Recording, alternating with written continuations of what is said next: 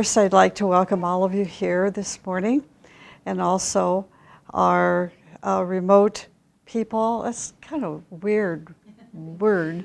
None of us are remote. Anyway, thank you for coming in this morning. Thank you for being here.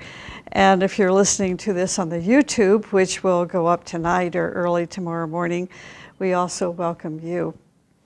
This morning I'm talking about, well, let me give you the title first, is How Do You Want to Be Remembered? I've stressed over this talk for days, let me tell you. It is very essential to those who are traveling the path. It's essential to those that want to be remembered in a nice way after we pass. But the nice thing, the really beautiful thing about this lecture is that whether we're young or old, we can begin to think about how we want people to remember us. Now, you may think it odd, but where I am in my life, I was recently told that my brother passed, and the whole family got together, and we've been talking about his early childhood, his middle age, his later age, and remembering everything that transpired in his life and our relationship with him, how he treated each of us. He was a dentist, so we talked about some of the patients that, because one of his daughters worked for him as a dental hygienist for a while. And she remembers some of the stories that his patients, would tell her, like when they would come out from the drilling and everything, and what a loving man he was. So this is why I'm saying, whether we're young or whether we're old, now is the time to really think about how we want others to remember us, because remember us they will. Just like, my whole family was remembering my brother from the time he was a little boy. And then recently, my oldest son plastered my Facebook timeline with all these pictures when I was from about the age 3 up until about the age of 13 or 14. So he's even going through his memories, talking to grandparents, talking to brothers and so forth about, wow, I wonder what Mom was like when, and then talking with cousins. Oh, I remember her. She had such long, beautiful hair, and so forth. So whether we really are conscious of it or not, we do remember people when they were young and when they were old. So that's why I think it's really important to consider, each of us to consider how we want to be remembered. But you're going to learn more of the esoteric side of this morning. The talk this morning is taken from the writings of Torquem Serdarian. And you can see the depth of his thinking, which is usually not the depth of most of us when we think. I've noticed lately about how many of my friends on Facebook are giving homage to their parents, like on Father's Day or Mother's Day, or on their birthdays, of their parents that have passed. It's extraordinary. And, I think it's enjoyable. And the reason it is because of the love that they had for their mom and dad, or the love that they have of their family members that have passed. So much so that they've dug out pictures, and sometimes they've written poetry. Anyway, so I think that, this is a subject that's easy when we think about those who have passed. But when we begin to think about ourselves, how we're going to be remembered, that's a little bit different. So are we ready to think about how people will one day remember us? It is very interesting to think about and to even meditate about how people will talk and remember us when we depart.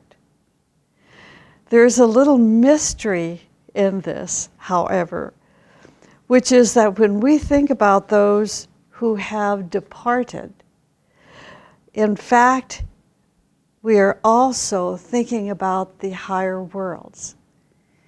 And we're bringing the higher worlds into this planet, into what is called the lower worlds in the teachings, the higher and the lower. In fact, there is a phrase that says, when the higher and the lower meet. This is part of that process. So we are living in this world, and in the meantime, we are also living in the other worlds. When we think about our departed ones and with our memories about them, we are, in fact, living in a different world. So keep this in mind and think about it. When you're thinking about a dear friend who has passed, you're thinking about your parents, or an individual that was really instrumental in turning your life around, think about that you're living in a different world. We are transposing ourselves to their place. And then you can think, what will people think about me? How must we live in a way that they are going to have good memories of us? It imposes a special discipline on our present life in such a way that we're going to come to our senses. Right now, we're going to come to our senses. We're not going to be the Walking Dead, which I'm going to talk about a little later on in the talk this morning, that we're not going to be among the walking dead. We're going to come to our senses, all those 5 senses that can increase in sensitivity so that people will remember us as beautiful people, but also remember our life as an example for themselves. So every day you can ask yourself, what will people think after I go if I do this? Or if I do that? Or if I say this or say that? What will people think? And this brings us into a very different reality of thinking and being. Torgrim Serdarian wrote that sometimes people leave the world, but they have such a big influence that we cannot carry it ourselves. Their big influence is their actions, their guidance, and the examples that they left. Sometimes the departed one leaves a big vacuum, and it seems to us like everything is gone. So selecting special times, like their birthdays, the date of their departing, and perhaps one special moment that occurred when they were on earth, to think about them at these times in such a way that it fills that vacuum. And in this way, we can still communicate with them.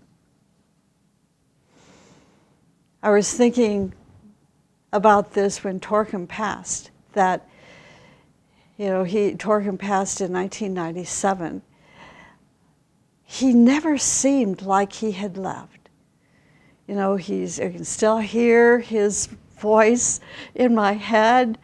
I can still visualize him, what he looked like. And of course, his words are very much a part of our hearts. But he did leave a big vacuum for us to fill. And so in that process, it's like when I get up to speak on Sunday mornings, I always visualize Torquem or a great one holding my hand, giving me energy. It's so beautiful. And in that way, they're right here. They're right here with us. And we are right there with them. The teaching instructs that communicating with our prayers is the best way of communication. When we pray for them, when we speak about them in the best way possible, selecting only those events in their life that gave inspiration to people, shined their beauty, gave us illumination and transformation. Those events, when we remember them, we think about them, and we feel them. These feelings, these thoughts, now listen to this carefully, become nourishment for them on the path of their ascent. This is why the teaching says never to gossip about or slander the dead. Only express gratitude, respect, blessings to the dead, because, and this may come as a shock to some people, because they feel a great shock if you slander them, if you speak badly about them. And why is that? That is because they are now spirits, not bodies, not emotions. They feel a great shock that people cannot see their spirit, but especially could not see their spirit or their soul or their divinity when they were in a relationship with us. That we could not see their beauty. We could only see life events. See our difficult situations, or, still plowing into those old difficult past memories. And when this happens, it actually, the teaching tells us, retards their progress. It retards their progress. Sometimes, if the departed people are not advanced in this or that way, where their attitudes and actions hurt you, where their feelings hurt you, and you continue to dwell, in that way, in those experiences that you had, when someone like that has passed away and you continue to feel and think things about them in that way, your life may reverse itself. Because their thoughts, their reactions to your thoughts and your conversations is going to affect your life. Now, this is what it means to be concerned that somebody's going to haunt you after they die. It is a truism. See, and this is the esoteric teaching. This is not something that is fantasy, or science fiction. This is very true, and this is what the great ones tell us in the teaching. So, not only must we think good things about them, but also we must condition ourselves in such a way that they think the best things about us. Their thoughts coming from the higher worlds, from higher dimensions, are going to encourage us to do better. They will encourage us to strive more. They will encourage us to be more beautiful. Because when they hold a better image about us, that image impresses us. It inspires us.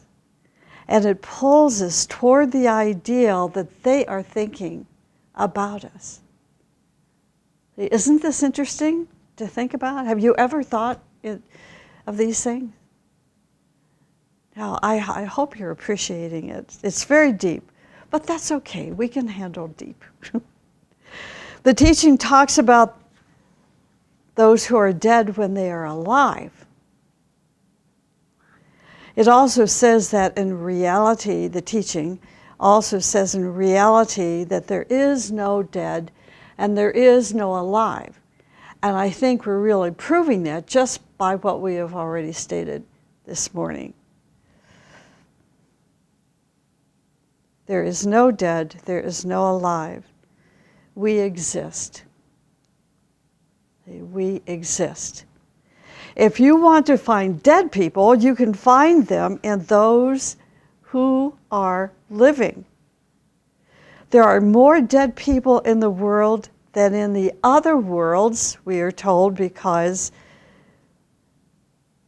people are dead when they have killed their hearts with animosity, with hatred, with revenge, and with destruction. They have killed their heart. When their heart is killed, they do not have life. Now, I'm not asking you to accept this on authority, but accept it through experience. We've all met people who just behave like automatons, like they're not there. It's like they're vacant.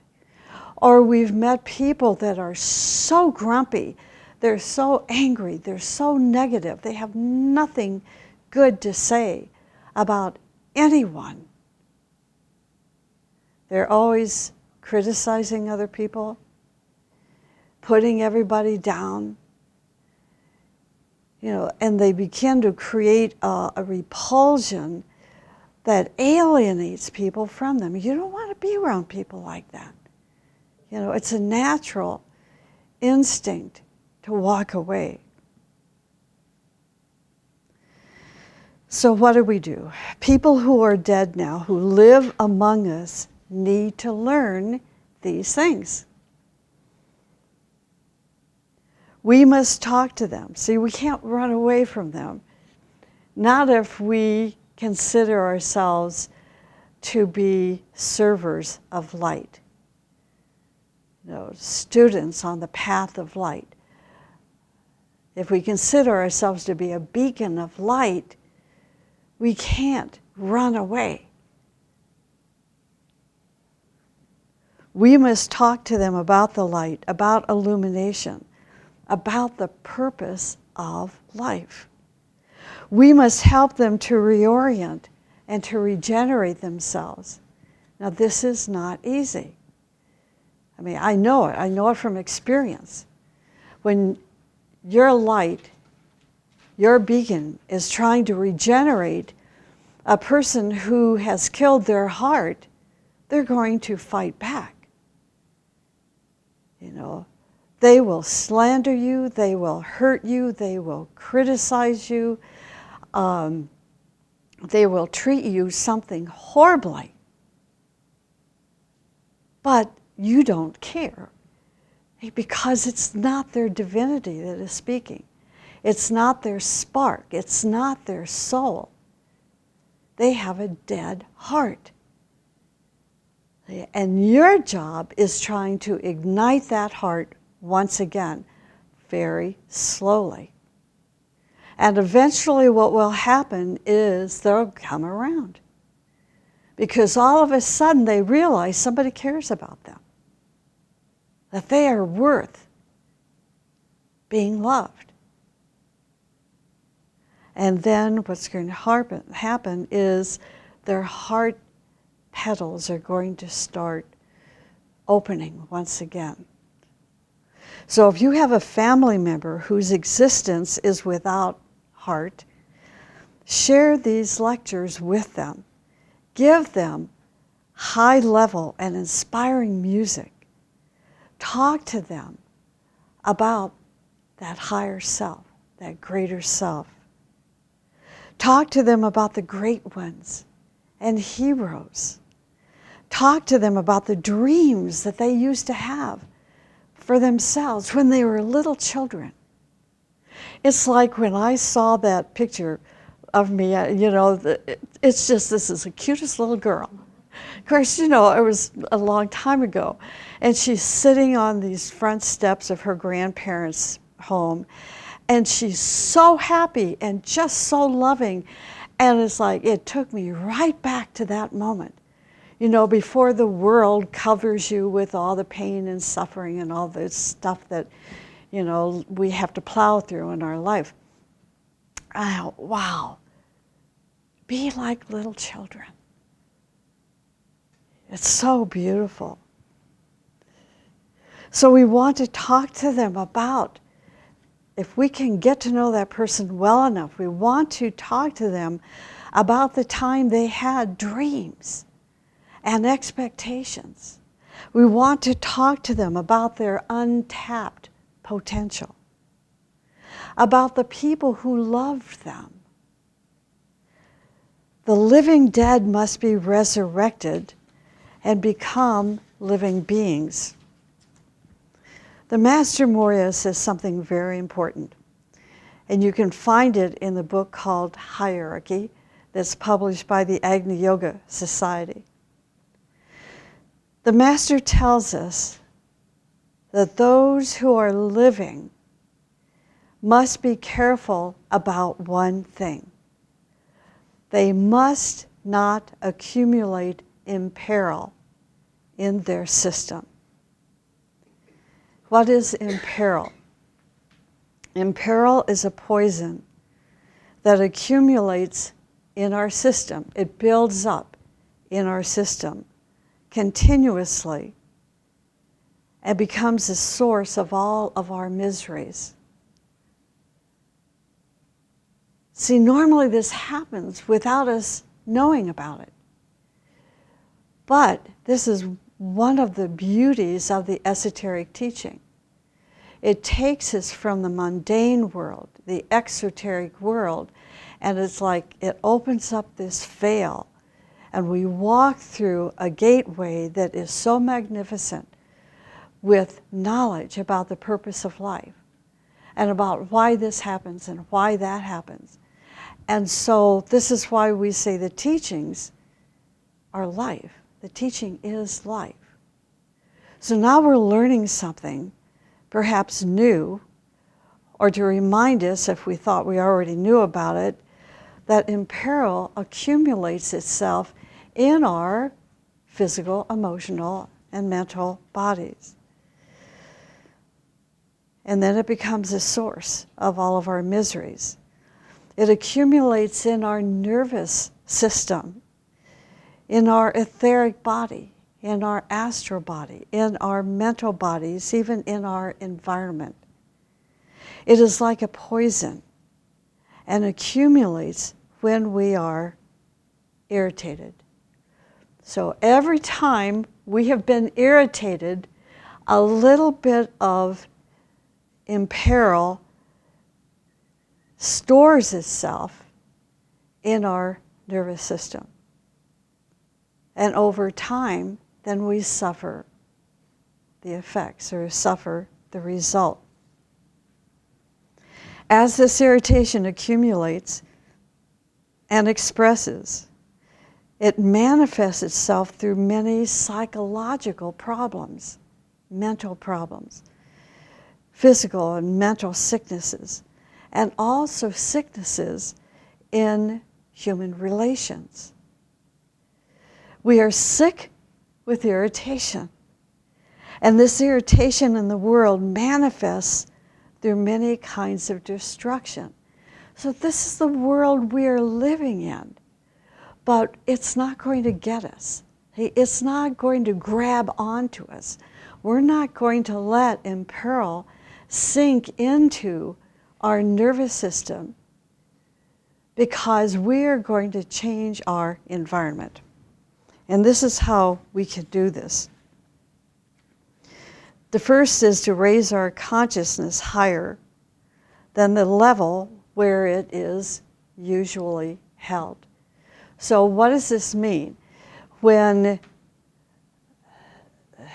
Okay, let's take the example that we have someone in our family life or a friend that's close to us. Close meaning, physically they're in our environment and we see them a lot. And we are trying this process now, this exercise of regenerating their heart nature. We're going to have nerves of steel. Or they're going to get us because of irritation. So this is what it means to raise our consciousness higher than the level where it usually is. And this is what love is about. It's the remembrance of, forgive them, Father, for they know not what they do or say or act. Can we do that? The next, of course, is meditation. Regular meditation, which is a process of assimilating higher frequencies. If you have not yet learned to meditate, or you have trouble meditating on a regular basis, there is an alternative. And that alternative is to expose yourself to art and music and creativity of meditators. You can just bathe yourself, in their creativity, which is part of the teaching. So you pull out a paragraph from the teaching that really inspires you and think about it, and pretty soon you're meditating, assimilating higher frequencies. The next is purifying our physical, emotional, and mental natures.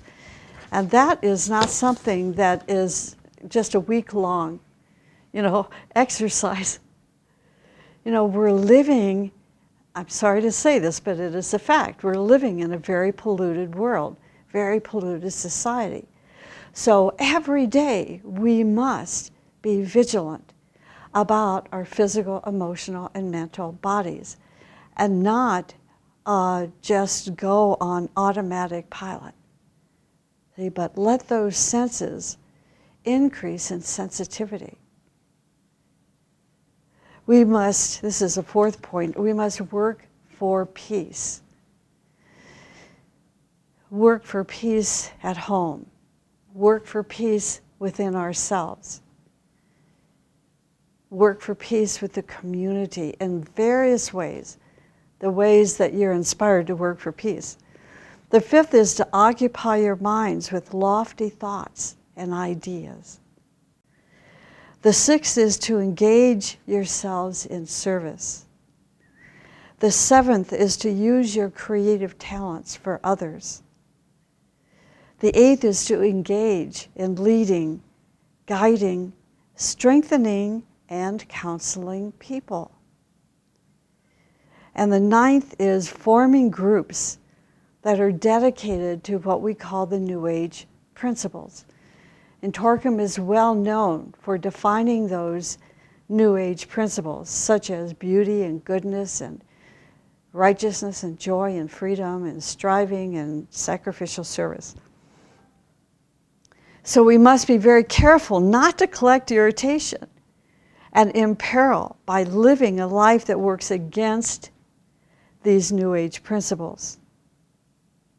This is why I asked Richard this morning to read that writing on gratitude. How beautiful it is when our gratitude, like a flower, opens up a dead person's mind for their heroic life, whether they're here or there. If it is remembered that you lived a heroic life, a life of beauty, how many people in the world will send you flowers on your birthday or your special day? All these flowers and gifts will be like an airplane for you, fuel you so that you go to your destination. We must share these things because most people in today's life live a materialistic life. They're struggling. Most people are struggling, even if you're in the top 1% of the 1% of the wealthy people, they are still struggling and suffering. Recently, I was told how a great and noble man that I knew for many years died a miserable life. The first half of his life was so beautiful. He gave so much to so many. Then his wife died, and his light went out. He lost his light. I wish I could have helped him, to have reminded him of who he really was. But what is so beautiful about being alive is that you can still help those who, like this man, had his light extinguished. So for many months to come, I will remind him about this light, about those who love him, and about the wonderful things that he did to help others. These things, see, now he will accept, for his spirit yearns to hear them. Activities that you can do for yourself and others in the future to reorient yourself to the future.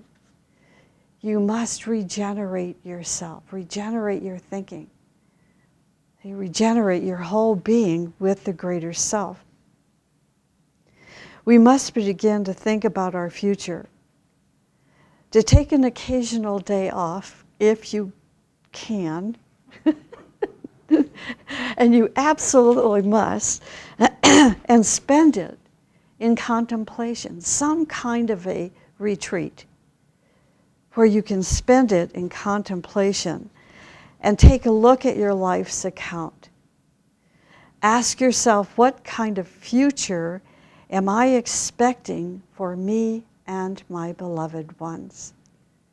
Think about the future of your family and your group, your nation and humanity. Ask yourself, what can I do for myself and for others so that they have a better future? And then think about the future in this way. What am I doing, thinking, feeling, so that these actions and feelings and thoughts will create a better future for me? Don't zone out on me. Just give me another few minutes. And what am I to suggest to others so that they have a beautiful future?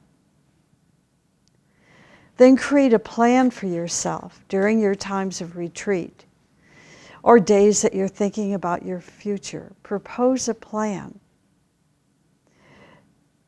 And say, for example, I'm not going to eat and drink food that will harm me anymore, that will hurt my glands and organs. I'm not going to smoke cigarettes or marijuana. Think about the examples you are providing for others that will pull them up out of their sorrows. And then remember during your retreat time or other days that this planet is a big school. And everyone is living in different grades. But that the ultimate goal of this planet is to make us graduate with honor. If we do not graduate with honor, we have to come back into worse conditions.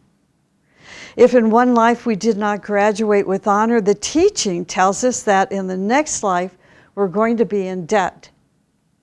This is why the world is in chaos.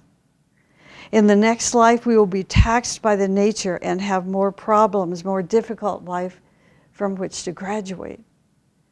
So in every cycle of our life, we must graduate from one level to the next higher level. If not, we are wasting natural resources. We are a natural resource. And the time that our inner guide spends with us. When you go through initiations into the 3rd degree, 4th degree, 5th degree, and become a master, you have graduated with honor.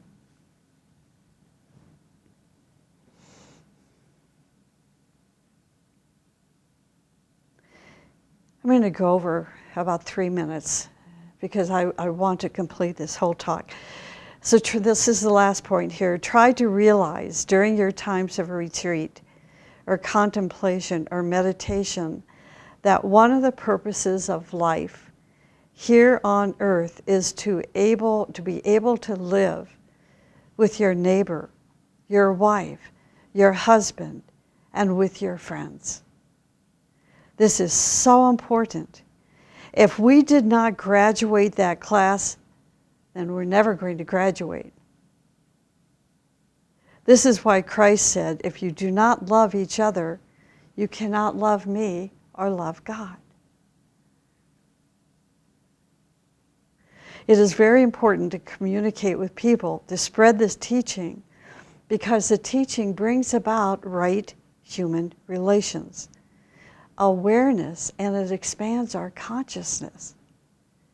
The teaching brings right human relations, awareness, and expands our consciousness. So in conclusion, we are going to strive to live a life that is good for here and good for there. Not just for one or the other only. Some people are living in an extremely fanatical way, and they think that life is only to prepare for there. And others say there's no there. So why did you come here? So on the contrary, life has two sides. We penetrate into the higher world to make the lower world the best. We experience the lower world to make the higher worlds a reality for us. And that's it.